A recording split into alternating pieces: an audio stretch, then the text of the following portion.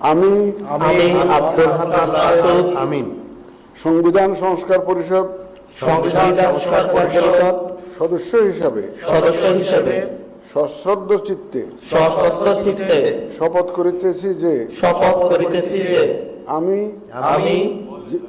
যে কর্তব্যভার গ্রহণ করিতে যাইতেছি তাহা আইন অনুযায়ী ও বিশ্বস্ততার সহিত পালন করিব। আমি বাংলাদেশের প্রতি অকৃত্রিম বিশ্বাস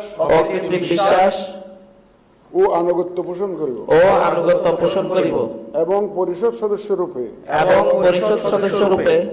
আমার কর্তব্য পালনকে ব্যক্তিগত স্বার্থের দ্বারা প্রভাবিত হইতে দিব না।